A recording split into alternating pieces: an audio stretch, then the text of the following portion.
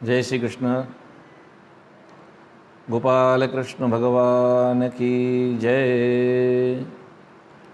नारायण भगवान की जय। वृंदावन बिहारी लाल की जय। युगल सरकार की जय। राधा सर्वेश्वर भगवान की जय। कृष्णाय वासुदेवाय हरये परमात्मने प्रणतक्लेशनाशाय गोविन्दाय नमो नमः। वंशी विभूषितकरान् नवनीलधावा पीताम्बरादरुणबिम्बफलादरोष्टात् पूर्णेन्दुसुन्दरमुखात् अरविन्दनेत्रात् कृष्णात् परं किमपि तत्त्वमहं न जाने। वन्दे नन्दव्रजश्रीणां पादरेणुमवीक्षणक्षा यासां हरिकथोद्गीतं पुनाते भुवनत्रयं। गोपाल कृष्ण भगवान की जय। एकादशी मैया की जय। आज एकादशी योगिनी एकादशी है आज, और इस एकादशी का महत्व बहुत बड़ा है, बहुत पावन है। आज की एकादशी जो भी व्यक्ति करता है उस व्यक्ति को अश्वमेध यज्ञ का पुण्यफल प्राप्त होता है, वाजपेयी यज्ञ का पुण्यफल प्राप्त होता है। इसलिए आज की एकादशी का व्रत बड़ा पावन और महत्व का है। और इस एकादशी का महत्व जब पांडव राज करने लगे तब युधिष्ठिर ने भगवान श्री कृष्ण से पूछा था, और भगवान कृष्ण ने इनको समझाया था और जो कथा बताई थी उस कथा के माध्यम से आइए उस कथा को हम भी श्रवण करें। भगवान प्रश्न किया गया, युधिष्ठिर ने भगवान श्री कृष्ण से पूछा कि हे भगवान, अभी तक आपने मेरे को शुक्ल पक्ष की कथा सुनाई, ज्येष्ठ शुक्ला की कथा आपने मुझे सुनाई, अब मुझे आषाढ़ कृष्ण पक्ष की जो आने वाली एकादशी है उस एकादशी का क्या महत्व है, कृपया वो मुझे समझाइए। तब भगवान गोपाल कृष्ण भगवान कहते हैं कि हे राजा परीक्षित, हे युधिष्ठिर, ये कथा उस समय की है कि अलकापुरी जो कुबेर की है, और कुबेर महाराज यहाँ के राजा है, और कुबेर के यहाँ पर कुबेर ने एक व्रत लिया है जो भगवान शंकर की आराधना करते हैं, भगवान शंकर की सेवा करते हैं। और उनके यहाँ एक बहुत बड़ा बगीचा है, उस बगीचा में हेम माली बोलकर उसका माली है, वो माली वहाँ पर सेवा करता है। उसने भगवान की सेवा के लिए उसे उसके बगीचे में के जो पुष्प है वह रोज़ संचय कर कर ला कर देने के लिए उसे कहा गया है, वो सेवा उसे दी गई है। और ये विशेष पूजा त्रिकाल पूजा है, 3 समय की पूजा किया करते थे, और तीनों काल की पूजा के लिए वो पुष्प लाकर दिया करता था। ऐसे कई दिनों तक चला, पर एक दिन उसका प्रेम जो है अपनी पत्नी के प्रति बहुत ज़्यादा था। विश्व स्वरूणी नाम उसके पत्नी का था, और उस पर इतना प्रेम करता था, इतना उसमें आसक्त था कि कभी कभार राजा के कर्तव्य का, उसके स्वतः के कर्म का परित्याग कर देता था। एक दिन की बात यही है कि कुबेर जी भगवान पूजा का समय जानकर मध्याह्न काल की पूजा के समय पूजा में विराजमान हुए, और जैसे पूजा प्रारंभ की तो ध्यान में आया कि मध्याह्न समय की पूजा के लिए पुष्प आए नहीं, और ये हेममाली जो था, ये हेममाली ने जाकर पुष्प तो तोड़े थे, और पुष्प तोड़कर जब वापस घर आ रहा था तो अपने कुबेर महाराज जी के पास में पुष्प देने के बजाय उन्हीं पुष्पों को लेकर अपनी पत्नी के घर चला गया, पत्नी के पास चला गया। और पत्नी के पास चले जाने के पश्चात में उन्होंने क्या किया, उस पुष्पों को ही रख दिया। और पत्नी में आसक्त होने के कारण पत्नी को प्रसन्न करने के लिए पत्नी के साथ में एक रूप हो गया और इतना तल्लीन हो गया कि उसको अपने कर्तव्य का, अपने कर्म का भान नहीं रहा। इतना ही नहीं, बहुत समय बीत गया तब उन्होंने पूछा कि भाई आज हेममाली अपने पुष्पों को लाया नहीं है क्या? कहा नहीं महाराज जी, उसने पुष्प आज लाए नहीं है। कुबेर महाराज जी को बड़ा क्रोध आ गया कि अपने कर्तव्य से अच्युत रह गया, कर्तव्य पूरा करना ऐसे याद नहीं रहा। बोले जाओ उसके घर जाकर देखो कि वो माली अभी तक आया क्यों नहीं है। घर जाकर दूत ने देखा और पुनः आकर राजा से कहते कि राजन, आपका जो हेममाली जो है इसने पुष्पों का संचय किया है, पर वह अपने घर जाने के पश्चात में अपनी पत्नी के साथ में क्रीड़ा कर रहा है और उसमें तल्लीन है, इस कारण वह आपके पास में आया नहीं। कुबेर महाराज जी को पूरा क्रोध के कारण सारा शरीर घबरा रहा, तिलमिला रहा था। क्रोध के कारण उन्होंने 2 सिपाहियों को भेजा, कहा अभी की अभी जिस अवस्था में है उसको यहाँ लेकर आओ। सुमाली के पास में जब ये पहुँचे, सुमाली को जब आवाज़ लगाई हेममाली को, तो हेममाली बाहर आया। हेममाली को याद आया कि मेरे से अपराध हो गया, मैंने बहुत बड़ा राजा का अपराध किया है और इस अपराध की सज़ा मृत्युदंड भी हो सकती है।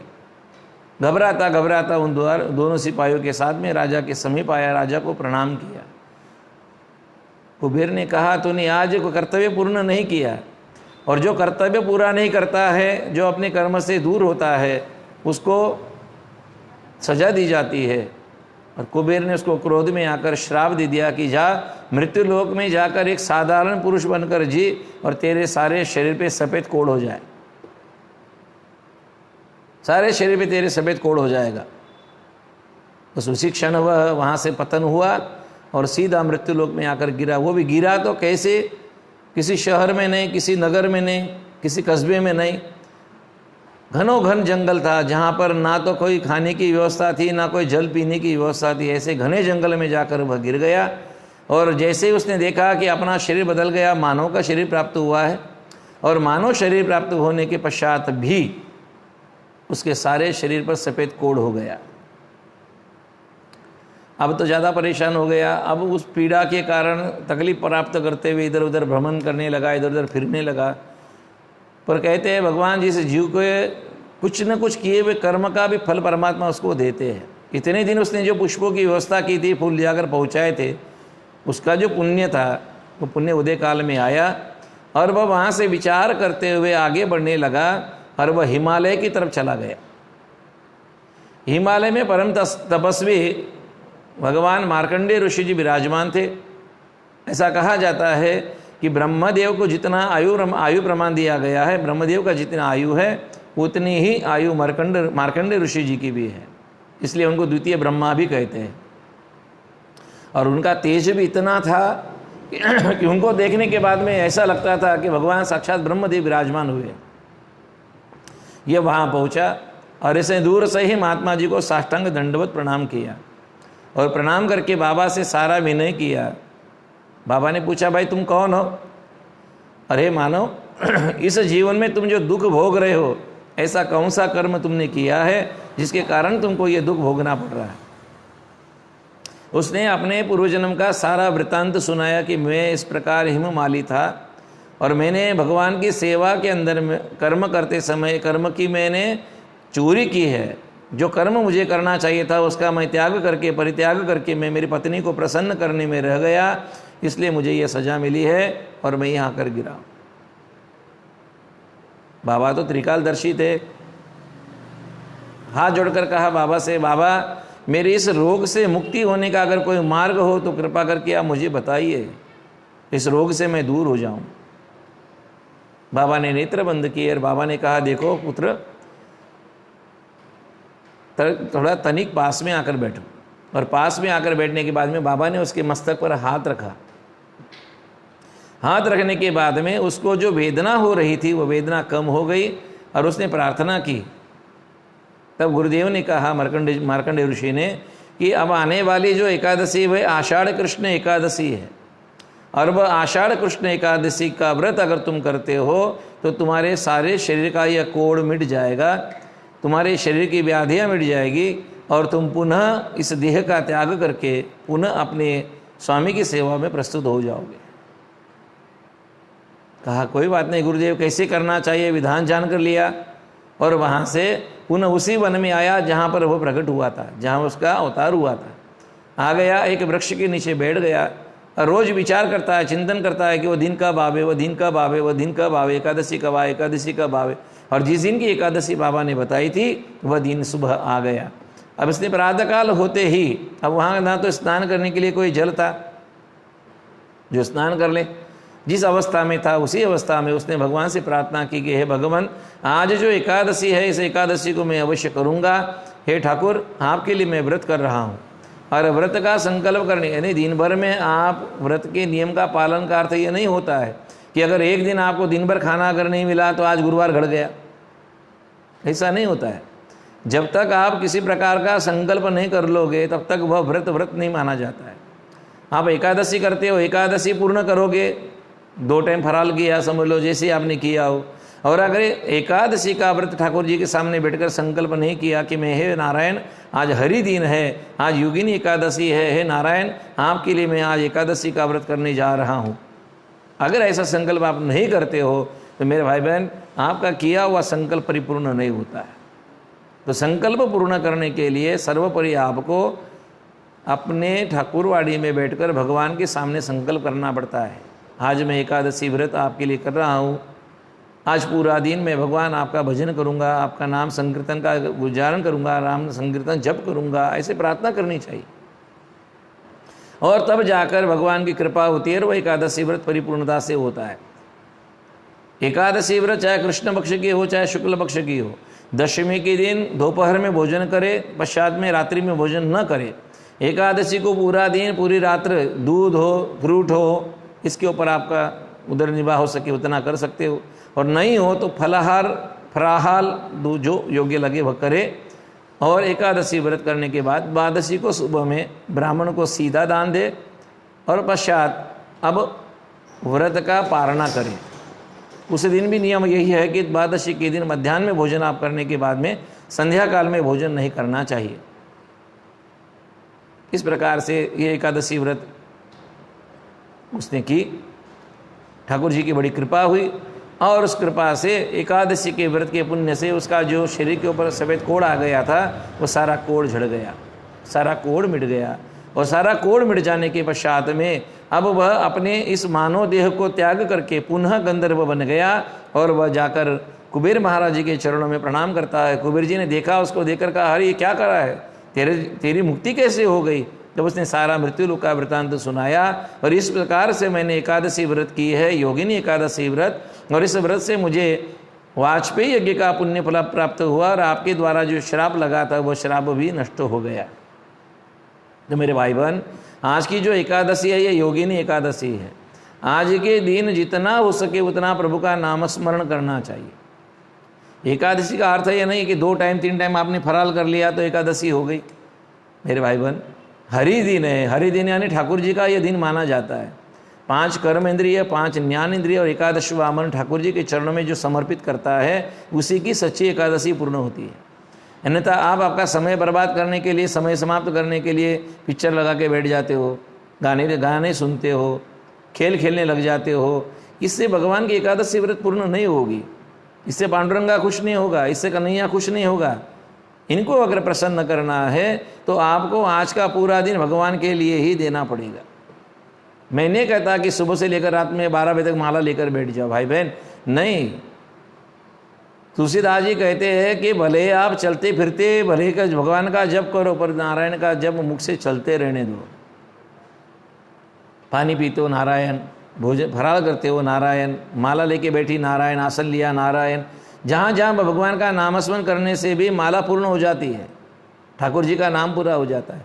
और इसके उपरांत अगर बाकी अगर आपको बैठ के एक जगह आपसे कार्य नहीं होता है तो चलते फिरते हरे राम राम राम हरे हरे, हरे कृष्ण कृष्ण कृष्ण हरे हरे, हरे राम राम राम हरे हरे, हरे कृष्ण कृष्ण कृष्ण हरे हरे, इस मंत्र का जाप करो। ओम नमो भगवते वासुदेवाय, इस मंत्र का जाप करो। ओम नमो नारायणाय, इस मंत्र का जाप करो। श्री कृष्ण गोविंद हरे मुरारे, हे नाथ नारायण वासुदेव, इस मंत्र का जाप करो। हाँ, श्री राम जय राम जय जय राम, श्री राम जय राम जय जय राम। ठाकुर जी का नाम स्मरण करो। 12 बजे तक नहीं हो सकता है तो सूर्यास्त तक का भी समय आप अगर भगवान की सेवा करते हो तो उससे परमात्मा प्रसन्न होते हैं। और कहा तो जाता है एकादशी व्रत वालों ने रात्रि के समय में मध्याह्न 12 बजे ठाकुर जी की पूजा करनी चाहिए, ठाकुर जी का अभिषेक करना चाहिए। और अभिषेक पूजा परिपूर्ण हो जाने के बाद फिर भगवान से प्रार्थना करें कि हे ठाकुर, अब मैं निद्रा देवी की शरणागति में जा रहा हूँ, अब मैं सोने जा रहा हूँ, आप मुझ पर कृपा करिए। और भगवान को प्रणाम करने के बाद में ही अब जाकर विश्राम करें। जो व्यक्ति इस प्रकार की एकादशी व्रत करता है उसको आज के एकादशी के व्रत के निमित्त में उसको वाजपेयी यज्ञ और राजसु यज्ञ का पुण्य फल प्राप्त होता है। और किसी प्रकार से किसी का श्राप लगा हो, जैसे अपनी बहन बेटियों का श्राप भी लगता है, भाइयों का श्राप भी लगता है, किसी का दिल हमने दुखा दिया, उसने अगर कुछ कह दिया, वो भी हमें श्राप के रूप में लगता ही लगता है। तो इन सब का नाश करने के लिए आज के एकादशी का व्रत बड़ा पावन व्रत है और इस एकादशी के व्रत को सभी मिल अवश्य करें। बस मेरा प्रवचन इतना ही है आज का। जय श्री कृष्ण।